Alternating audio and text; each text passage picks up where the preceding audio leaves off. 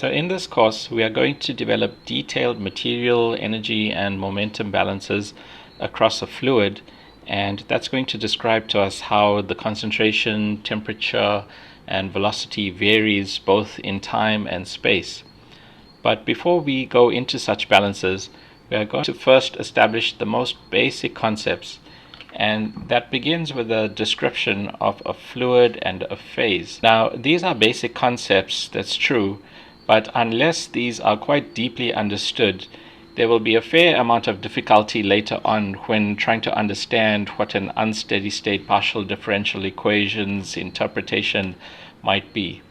So to begin with, if we think about a bias towards the chemistry view of molecules and atoms, right? We've begun with the view of molecules as collections of atoms, and we know that we could further subdivide an atom into electrons, neutrons, and protons.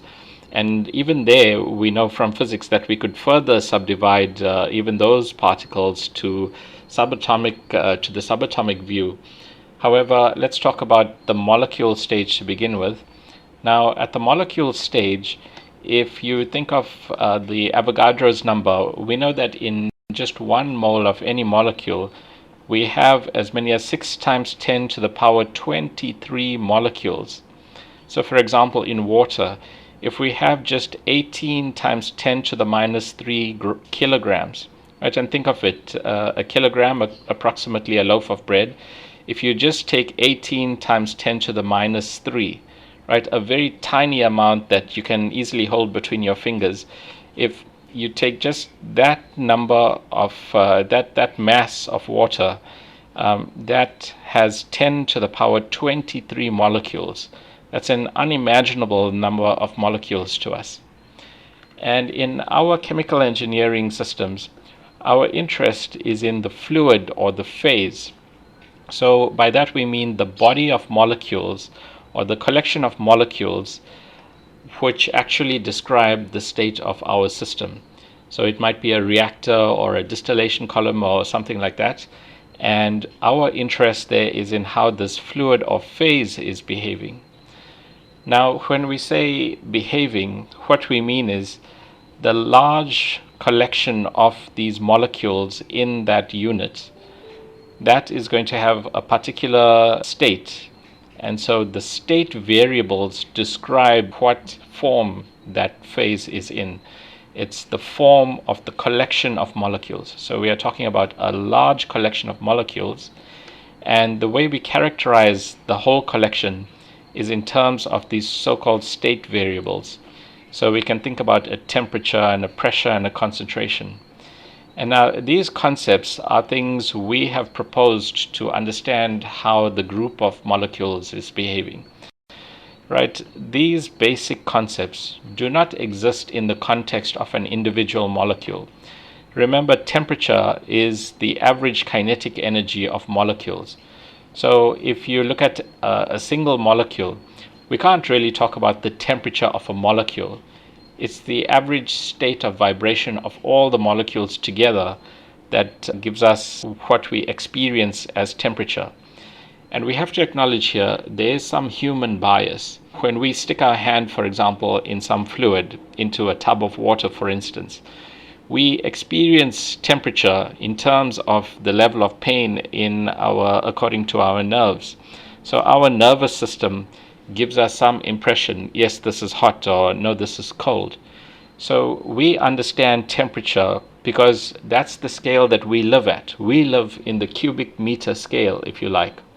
Now, molecules are living in a much smaller space than that. What we experience as temperature is actually the collision of many, many molecules, an incredibly large number of molecules, an unimaginably large number of molecules. So the collision of those molecules against our nervous system is what we experience as temperature. So the concept of temperature doesn't exist in the context of a single molecule. A single molecule vibrating, we might do something like estimate its average vibration over time or something like that.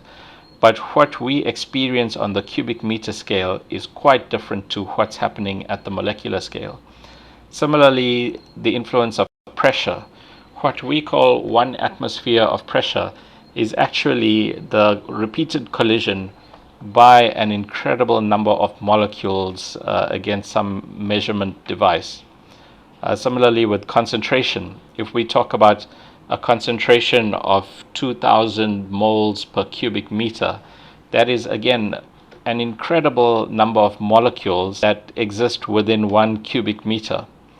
So these are macro state variables. And so these are characteristics, these are variables that we use to summarize the state of our fluid. So when we talk about a fluid, we are talking on a much larger scale than individual molecules.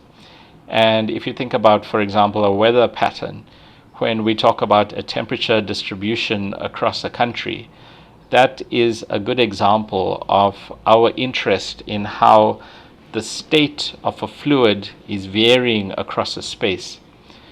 And an important thing to notice here is that we are thinking of this as a continuous phase, when in fact, when we zoom right into it, we see individual molecules.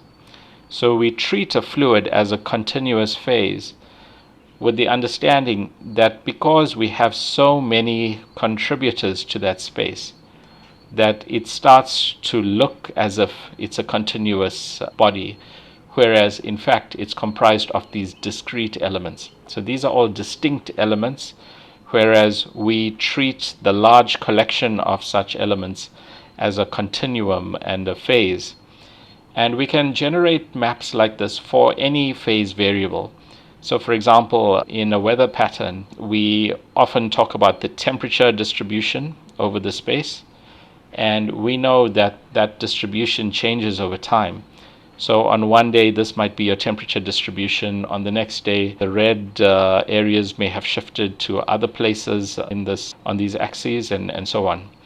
So the state of the phase changes over time, and we can draw such a picture for any state variable.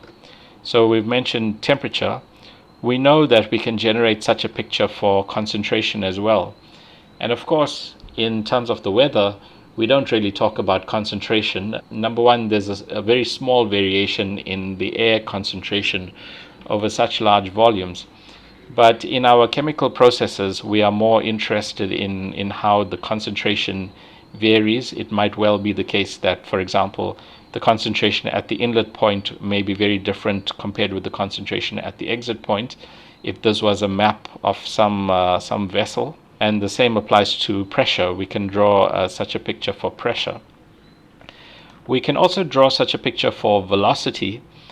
And in the case of velocity, there are more states of interest. So in the case of velocity, each velocity vector describes how the fluid is behaving in all directions. So for example, if we have a velocity vector pointing like so, then that's telling us there's a certain magnitude that the fluid is moving in this direction, and a certain magnitude that it's moving in that direction.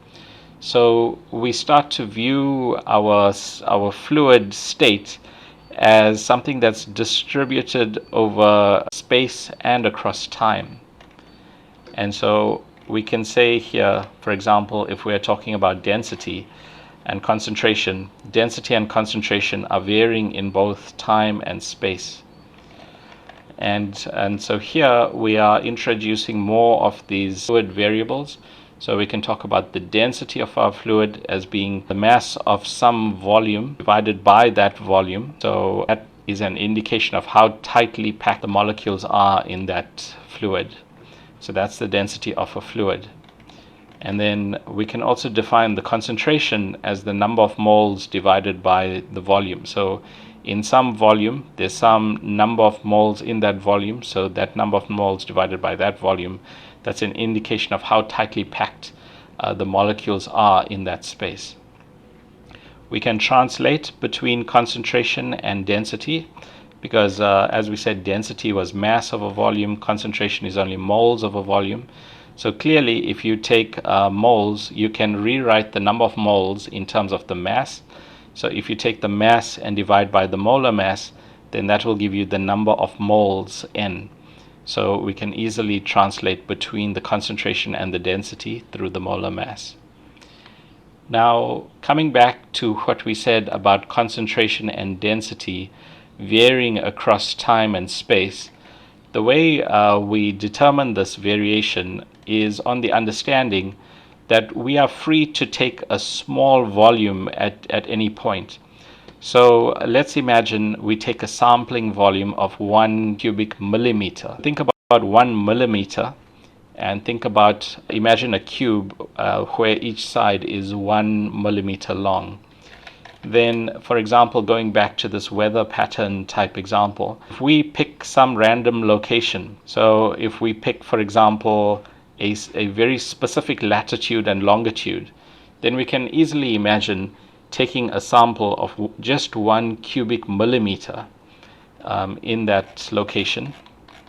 And then we know that even in 1 cubic millimeter, there's still an incredible number of molecules there.